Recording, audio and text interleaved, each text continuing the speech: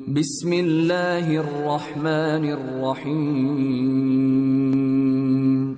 Nomor hadis 257 dari Haritha binti Wahab. Haritha bin Wahab radhiyallahu anhum. Beliau berkata, saya mendengar Rasulullah sallallahu alaihi wasallam bersabda, "Ala ukhbirukum bi ahlil jannah? Kullu dha'ifin mutadha'ifin law aqsama 'ala Allah la abarrahu. Ala ukhbirukum bi ahlin nar? Kullu utullin jawadhin mustakbir." Maukah kalian aku beritahukan tentang penghuni surga? Siapa saja akan masuk surga dengan mudah. Yaitu setiap orang yang lemah. Ada footnote nomor 263, maksudnya jiwanya lemah karena kerendahan hatinya dan lemahnya keadaannya di dunia. Ya, secara ekonomi, mungkin pendidikan. Ya. Dikatakan oleh Nabi SAW, maukah aku beritahukan tentang penghuni surga? Tanda tanya, sahabat terdiam lalu kata Nabi SAW, yaitu setiap orang yang lemah dan diremehkan. Tetapi seandainya dia bersumpah atas nama Allah, niscaya dianya besar kata ganti Allah, memenuhinya. Ada footnote nomor 264 juga dikatakan, maksudnya seandainya dia bersumpah dengan satu sumpah, karena sangat mengharapkan kemurahan Allah yang akan membuat sumpahnya itu menjadi terlaksana, pasti Allah akan membuatnya membuatnya benar dalam sumpahnya itu dengan membuat sumpahnya menjadi terlaksana. Lalu kata Nabi SAW, dan maukah kalian aku beritahukan tentang penghuni neraka? Tentu para sahabat terdiam, tanda tanya di sini. Lalu Nabi SAW jelaskan, tadi penghuni surga, sekarang penghuni neraka, yaitu setiap orang yang keras, kasar, ya, dan sombong. Hadis riwayat Bukhari Muslim. Ya. Di situ ada dijelaskan, kalau teman-teman yang pegang buku, ada kalimat jawad, ya. Jawad, ya, pakai dha terakhirnya, dikatakan di situ, jawad dengan jim di fathah, waw bertasydid dan dha bertitik, artinya orang yang suka menumpuk harta dan kikir. Ada pula yang berpendapat artinya adalah orang yang berbadan besar, yang sombong dalam cara berjalannya. Dan ada juga yang berpendapat artinya adalah orang pendek yang perutnya buncit, tapi dia jauh dari agama Allah subhanahu wa ta'ala. Baik, kita akan coba bedah hadis ini. Walaupun hadis ini pendek teman-teman, tapi ini termasuk jawami'ul kalim. Termasuk ya mukjizat buat Nabi SAW. Jawami'ul kalim artinya kata-kata yang ringkas tapi maknanya luas, gitu kan. Banyak sekali pelajaran yang bisa diambil. Tentu teman-teman bermula dari potongan pertama adalah hikmah dari pertanyaan Nabi SAW. Beliau berbicara kepada para sahabat dan audiensnya ini memang sudah tersentuh secara keimanan tentang surga dan neraka. Makanya beliau mulai dengan pertanyaan, maukah aku tunjukkan tentang penghuni surga? Maukah aku tunjukkan tentang penghuni neraka? Nah, retorika ini teman-teman memang dibahasakan kepada orang yang tersentuh secara keimanan. Karena orang kalau tidak tersentuh secara keimanan, dia belum pernah belajar apa itu surga. Dia tidak tahu bagaimana beratnya siksaan di neraka. Lalu Anda mengancamnya, misal dia tidak sholat, karena memang dia tidak pernah tahu ancamannya. Ya, dia tidak pernah tahu tentang keutamaan dapat surga, ancaman masuk neraka gitu kan. Maka yang terjadi, kalau Anda mengatakan kalau kau nggak sholat masuk neraka, nggak ada bekasnya buat dia. Gitu ya. Atau misalnya kita mengatakan, kalau kau sholat kau akan masuk surga. Apa surga itu? Kan gitu. Tapi kalau orang sudah tersentuh secara keimanan, maka ini punya bobot. Karena orang beriman akan menjadikan surga sebagai target, neraka sebagai ancaman. Dia akan menjauh dari neraka. Seperti itulah. Nah, ini pelajaran pertama bagaimana Nabi SAW menyampaikan dengan retorika ini. Ala ukhbirukum bi ahlil jannah. Gitu kan. Begitu juga dengan tentang, maukah aku tunjukkan tentang penghuni surga? Kemudian juga potongan hadisnya, ala ukhbirukum bi ahlin nar. Maukah aku tunjukkan tentang penghuni neraka? Gitu kan? Karena memang beliau sangat tahu orang yang sedang diajak bicara ini adalah orang-orang yang memang merindukan surga dan juga takut dari api neraka. Jadi pertanyaan ini akan sangat bermanfaat sekali karena mereka akan diberikan sebuah jawami al-kalim, gabungan kata-kata yang ringkas tapi langsung menyentuh dan tepat sasaran. Itu potongan pertama. Potongan yang kedua adalah bagaimana Nabi SAW menjelaskan tentang siapa penghuni surga. Sebagaimana nanti kita jelaskan, ya, potongan selanjutnya yang ketiga adalah sifat penghuni neraka. Kita akan masuk potongan kedua adalah Nabi SAW menjelaskan kullu dha'ifin mutadha'if lau aqsama Allahi la abarrah.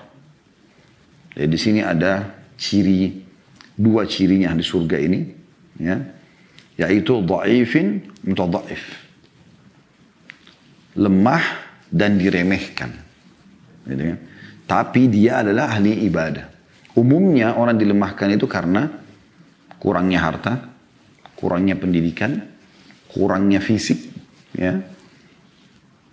Maka ini dalam Islam tidak ada. Makanya dalam sebuah hadis yang lain kata Nabi SAW, Inna Allah la yanzuru ila suwarikum wala ajsamikum. Allah tidak akan pernah lihat ke paras wajah kalian dan postur tubuh kalian. Mau tampan, mau cantik, mau berkekar, mau tinggi semampai. Ini Allah nggak lihat itu. Allah nggak lihat itu semua paras wajahmu dan juga fisikmu. Karena Allah ciptakan semuanya. Allah tahu kenapa ini dibuat cantik, ini dibuat gagah, ini dibuat jelek, itu Allah lebih tahu. Tapi apa kata Nabi SAW? Walakin yanzuru ila qulubikum wa amalikum. Tapi Allah melihat kepada hati kalian dan amal kalian. Nah, berarti ini adalah kemasan. Kemasan. Jangan ketampanan Anda, kecantikan Anda membuat Anda sombong. Menganggap remeh orang lain. Nggak boleh. Biasa saya tekankan itu ya. Ada di pengajian kita dari awal kita bahas buku ini.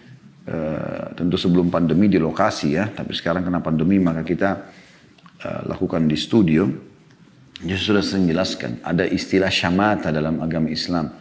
Syamata itu kayak menganggap remeh orang. Ya, karena ada kekurangan yang kita anggap pada dirinya. Maka itu bisa berbalik keadaannya kalau kita melakukan syamata itu.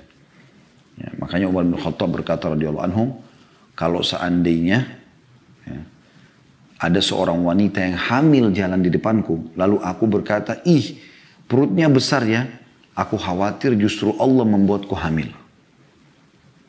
Jadi memahaminya sangat pekah. Bagaimana kalau ada sesuatu pun yang kita tidak suka lihat, lebih baik kita mengatakan doa yang diajarkan Nabi SAW, Alhamdulillahilladzi afani mimma ibtalabi.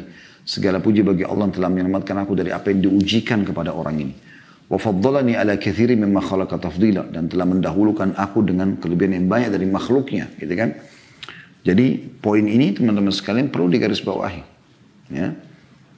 Jangan pernah menilai orang dari sisi fisiknya dan paras wajahnya, tapi lihat amalnya.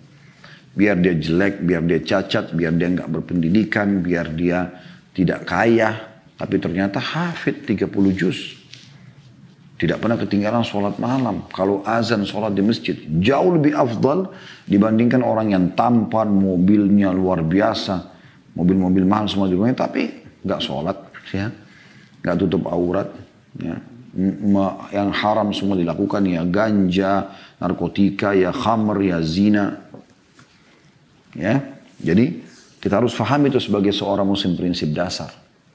Kalau ada orang masya Allah, Allah berikan kekuatan fisik, ketampanan, dia punya ilmu, dia soleh, dia soleha, itu luar biasa. Kebaikan di atas kebaikan, gitu kan? Sebagaimana Nabi SAW adalah orang yang tampan dan soleh. Abu Bakar, Umar, sahabat-sahabat banyak yang tampan, ya, dan mereka beriman, mereka luar biasa. Ini sudah masuk dalam poin adalah kebaikan di atas kebaikan. Tapi yang dimaksudkan di sini adalah orang yang lemah pun tidak akan berpengaruh bagi dia. Lemah secara ekonomi, lemah secara pendidikan, ya. Misalnya yang saya masukkan sini lemah pendidikan itu status, ya, mungkin kayak oh ini apa nih sarjana, oh ini S2, ini S3, itu loh. Ya, karena tidak selamanya orang S2 atau S3 itu lebih soleh daripada orang yang tamatan SD, itu tidak selamanya. Dan ini bukan yang saya masukkan adalah lemah pendidikan berarti tidak pernah belajar sama sekali, itu bodoh, itu lain gitu. Yang saya masukkan adalah jenjang karir akademik di sini, ya. Nah, ini yang dimaksudkan. Jadi yang dimaksudkan adalah bisa saja dia lemah dari sisi jenjang pendidikan tadi, mungkin dia lemah sisi ekonomi, mungkin dia cuma jual bakso, gorengan, segala macam gitu kan. Tapi kalau azan mampir di masjid, sholat, tak pernah ketinggalan sholat, tak pernah ketinggalan takbiratul ihram pertama imam, gitu kan. Bahkan kita temukan kadang-kadang ada orang yang susah tapi imam masjid. Masya Allah, subuh sampai isya semua di masjid. Ya, saya bahkan berapa kali mampir di masjid-masjid pada saat pergi ke taklim, ya.